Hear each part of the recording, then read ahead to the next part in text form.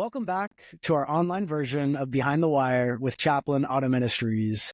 I'm your host, Otto, and today we'll be diving into Lesson 2 of our anger management series. Last week, we explored the complexities of anger in our episode, Understanding and Managing Anger, Lessons from the Inside. In this episode, we discussed what anger is, why it happens, and the impact that anger can have on our lives. In that episode, we also shared a few personal stories from the workbook that we're going through in our curriculum in class. This week, we'll dive deeper into practical techniques for managing anger. We'll cover anger indicators, physiological mechanisms in the anger arousal, anger triggers, and provoke our thought process. Today, our goal is to equip you with tools and insights to help you navigate anger in ways that promote healing and growth. First, we must understand our thought process to identify our internal anger indicators. Just like a target, we need to be able to identify it. This course will provide you with the remedial actions to move, shoot, and communicate without taking or becoming a casualty in the battlefield of life. Let's start with our goals for today. Identify the process of anger, how anger can be helpful, and how it is harmful. We're going to normalize anger and identify triggers provoking anger. So here's a quote for you to ponder. Anger is a great force. If you control it, it can be transmuted into power, which can move the entire world. Anger can actually be helpful. It's like a warning signal alerting you that something is wrong. It can provide energy to resist emotional or physical threats. Anger can help you mobilize your resources and set appropriate boundaries. Your anger can give you strength to resist threatening demands or violations of your values. It can help you overcome the fear of asserting your needs and facing conflict.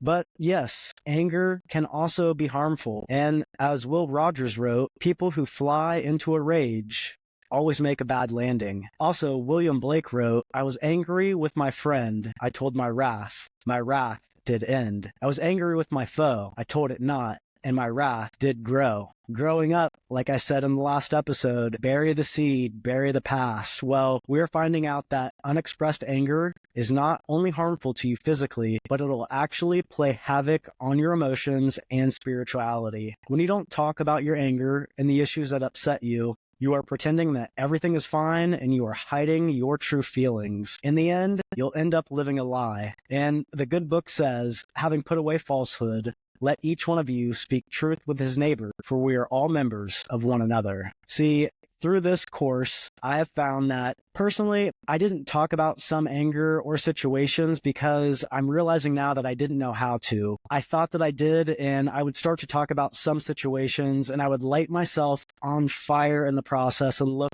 like an absolute idiot. I thought my actions were power, and now I realize that my emotions controlled me because I didn't understand them. And the more that I understand anger, well, anger can be harmful and it can cost you too much in the long run.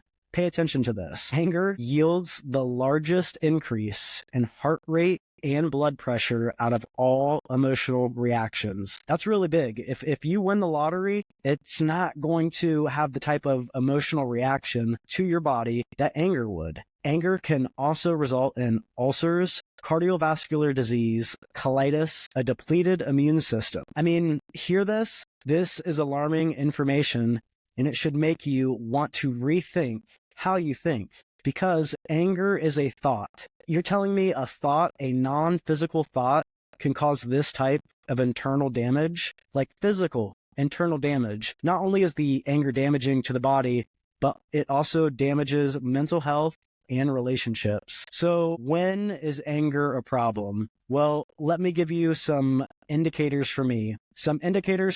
And maybe you'll relate to these. Well, when anger is too frequent for me, if I am becoming angry more in 1 week, then I am not headed in the right way, because the more frequent that I become angry, the more intense my anger becomes. Now, the more frequent that I'm angry and the more intense that it becomes, it's generally going to last a little bit longer. And for me, this will lead to aggression. I'm not sure about you, but my aggression when I am frequently angry and it's intense and long, well, I'll tell you, it can and it has caused disturbances at work and home. And it makes you think, like, why is it so hard to shake anger after it wakes up? I mean, it flips on like a light, like basic training, 05 in the morning, Lights are on, ready to go. Well, the good news is this is not basic training, and we can actually be in charge of this process, but it is a dimming down. It does not shut off like it flips on. So to be in charge of a process, you have to understand the fundamentals of the physiological mechanism that is involved in the anger arousal. And this is your amygdala. This is the component of the limbic brain system, or you could call it the emotional brain,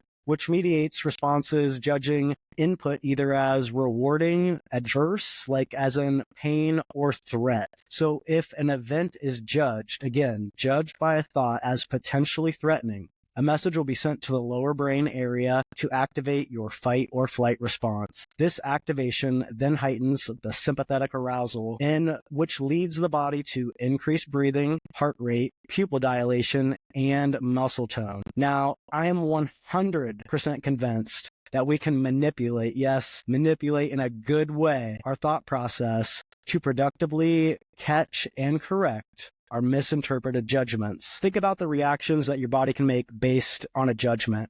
It sounds like a condition that would be beneficial for life-saving needs because your body is reacting as if it is a life and death scenario. However, maybe they just got your order wrong, or you have a little bit of road rage. What is happening is you are not bleeding out or under enemy fire, but your body can be reacting in a way that makes it feel like you are. Now, the point is, this reaction isn't healthy if there is a consistent occurrence. So you need to pay attention. This reaction to a thought will cause your blood vessels near the skin to constrict to prevent excessive bleeding in case of an injury. Blood will drain from the face, resulting in a pale complexion, and all of these responses are mediated by the nerve or electrical conduction, and this reaction begins in less than a second, and it only takes about 3 seconds to become fully activated. Not a lot of time. It turns on really quick, like I said, but there is a dimming down process, and that's because there's a hormonal surge that kicks in, and this is going to last about 30 minutes. So your long-term anger responses can be abbreviated when the early stages of anger arousal are interrupted. Remember, slow is smooth and smooth is fast. I want to be able to slow myself down from becoming angry. I also need to know the process when I become angry. 30 minutes is a long time, and if you know me, I don't waste time, so it would behoove me to understand that if I see red, to understand that there is a chemical process that will take place up to 30 minutes before my bubble is back in center. I wanted to give a quick example of just how this thought process can work, judging pain or threat, because sometimes your body will judge pain as a threat, and I just recently got some acupuncture through the VA. Thank you so much to the VA for what you're doing for veterans. It was amazing. Now, it was also a new experience. And if you've never been to acupuncture, it's just a bunch of little needles, but they are putting it in some spots that, man, it is a process. And the guy asked me, he's like, "Are you doing okay?" So I'm taking a deep breath, and I'm like, "Yeah, no, I'm doing all right." And he's like, "Well, breathing's good." I was like, "Yeah, I know. I'm trying to catch my breath because I realize that once I catch my breath, I can really control my thought. And my body doesn't understand the sensation that is going on right now from the acupuncture because it is a new feeling to me. And I feel that my brain is trying to interpret this as a threat because it's painful. So I'm telling myself while I'm taking these deep breaths, hey, this isn't here to hurt me. I have to make it through this process, and there will be a good outcome from making it through here right now. I knew that if I decided to judge that as a threat and to go into panic mode, that I wouldn't have 30 minutes of being relaxed. I'd actually have 30 minutes of calming down from some type of scenario that I created, and my body would react as if it were saving my life. So thinking about anger, well, who is responsible for your anger? Often people blame others for their anger or situations which are stressful. But the truth is, you make the decision to get angry, no one else. And no one can control your feelings. It's easy to say that. And sometimes I feel the same way, I promise that, but I'm getting better. Now, people may try to make you mad. They may try to get under your skin, but we make the choice whether to get angry or to laugh about it. So let's talk a little bit about anger triggers. These are some factors that impact anger arousal in individuals, and they would include the following undesirable body states like fatigue, sleep deprivation, pain, hangovers. Thank God I do not deal with those anymore because they can lower the threshold of reactivity to an event that can precipitate anger. PMS, low blood sugar, can actually contribute to aggression. High intakes of sugar trigger a surge of insulin that not only converts sugar just consumed, but also other available sugars. And this will lead to depressed blood sugar levels, which will result in moodiness and triggering irritability and aggression. So think about the last time you didn't get enough sleep.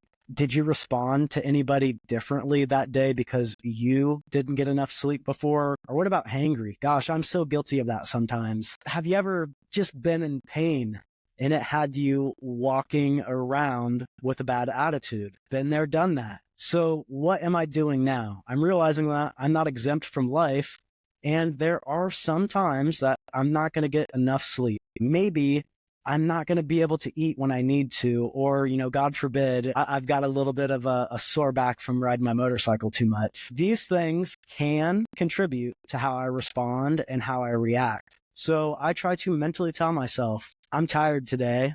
I need to be mindful of how I'm speaking and responding to others, because I don't want to come across a way that I'm not really meaning to. And I will also be more cautious to try to catch myself in those moments. And I've even found in some scenarios where I could be having a conversation with somebody and I'll say, hey, I have not eaten yet. So if I'm coming across like as a not helpful, I definitely am trying to be helpful.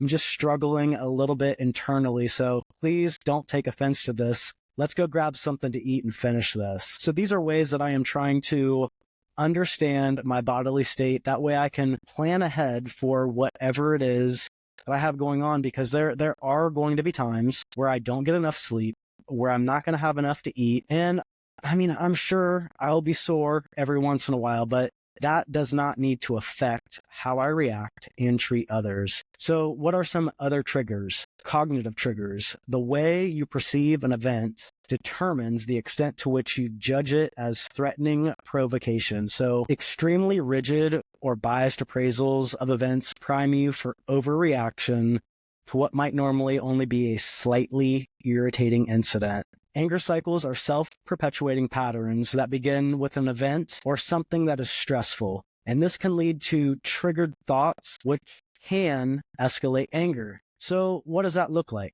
It starts with an event. This has a triggered thought, which can lead us to more triggered thoughts, increasing our anger. So an example is, a friend stands you up for a lunch date, and you might start thinking about past disappointments, which fuels more anger. Man, why am I always getting left out? Man, I can't believe they forgot about me. Man, this happened before. See, I can start creating scenarios that really don't. Do they kind of exist? Yes. Have I had someone stand me up? Yes. Are those two scenarios related? No. So I have to get in my head, to get out of my head, to get back in my head, the right thought process, because it's easy to go down these rabbit holes and honestly work ourselves up over something that probably doesn't really exist. Anger cycle number 2 involves triggered thoughts that create stress or an arousal, and these can lead to feelings of anger. This anger can then trigger more thoughts, creating a cycle of stress and fueling anger. So here's an example. John is worried about his wife working late. John, thinking about his wife working late, starts to make him feel lonely. The more John feels lonely because he is only thinking about his wife working late, leads to negative thoughts. Well, why is she working late? Why doesn't she get a job where she can work earlier? Why am I here all alone? It's so easy to consistently put ourselves in these thought patterns that are really like a pity party. Let's get into some other types of anger triggers, and this would be a biased. For example, interpreting an accidental bump as intentional. this can provoke your anger. Another common belief is that retaliation is justified if provoked. These type of misappraisals can lead to unnecessary conflicts and stress. So let's dive in a little bit more to the irrational beliefs and understand that these beliefs can influence our emotions. Irrational beliefs are generalized thoughts, which we hold, which can make us see provocation if there is not actually any. So, for example, you might think that people must or should act in a certain way, and when they don't, you get angry, not them. Some common anger-inducing beliefs include feelings of entitlement. Because I want it, I should have it. They should appreciate my work. There's also the belief that everything has to be fair, and it doesn't, because if life was fair, well, I'd be taking this class in prison and not teaching it there. So life isn't fair. Quit trying to chalk it up to something that it's not. Another irrational belief is that you need to be right. You may think, no, it's not this way, it's this way. Or I just don't think that's right. I don't have to be right anymore. I can agree to disagree. It is what it is. Conditional assumptions also play a role, such as if you cared about me, you would do this. Or if you were my friend, you'd volunteer at prison with me. I mean, come on. I don't want any friend that's going to put some type of conditional format of what our friendship would be if I did this. That is just a way to set myself up for being let down by an irrational expectation that I create in my head. And this irrational stuff, man, I'm all over it, because the important aspect of these irrational beliefs is that you actually genuinely believe that there is a good reason for getting upset. Maybe you feel threatened and fear that something awful might happen when the event might be minor. This can lead to overreactions to events, especially if you're dealing with low self-esteem. So low self-esteem, man, you see low self-esteem, people that are angry, it's like impulsivity. And impulsivity is another factor that contributes to anger. It's often attributed to an underdeveloped defensive system, which is more common in adolescents than mature adults, maybe. Skill defects in cognitive and behavioral areas also contribute to impulsive anger. So one way that you can start avoiding this is by self-talk. And this is going to guide your behavior and daily responses. For example, tell yourself, wait a minute, hitting him or something else won't help right now. Maybe I should take a breather. Now, taking this breather, that's the way to take the edge off. I know that you're probably thinking of a way to take the edge off, and that's how I used to as well. However, taking the edge off with substance can play a huge role in anger and aggression. Addictive behaviors have a disinhibiting effect that cause people to speak or act in a way that they normally wouldn't consider. Family and stress are additional factors, as an aggressive individual often comes out of a home environment generally characterized by high conflict and low positive interaction. And that's a lot of what I deal with in the prison is high conflict and low positive interaction. And that is why helping change the thought process inside of there for inside of here is very important. Because living under chronic stress, I mean, my God, I couldn't imagine being in prison. Living in the free world right now feels like it's living under chronic stress, major life events. You know, these things can all lead to aggressive overreactions. For instance, marital discord. This can result in child abuse, or the loss of a job or marital separation can lead to extreme actions. In conclusion, understanding the role of irrational beliefs and other factors in anger can help us manage our emotions better. By recognizing these beliefs and working on our cognitive behavior skills, we can reduce impulsive reactions and lead a more balanced life. Our foundational insights for today: anger is a response to fear, helplessness, frustrated goals, tense or difficult situations, false beliefs, conflicts, or stress. Triggers can increase an angry response, but when the situation or event is analyzed, one should determine whether or not there is a legitimate reason for getting angry. Maybe it's just, I don't like the decision that was made, or I felt disrespected or misjudged by how I was treated. The key is to identify the issue and to decide whether it is valid or not. Then approach the situation or person to work through the matter in a healthy way. That's all for today's episode of Behind the Wire with Chaplain Otto Ministries. Thank you so much for joining us as we explore practical techniques for managing anger. Remember, understanding and managing anger is a journey, and we're here to support you every step of the way. Slow is smooth, and smooth is fast. Until next time, stay calm, stay strong, and of course, stay blessed. See you next week.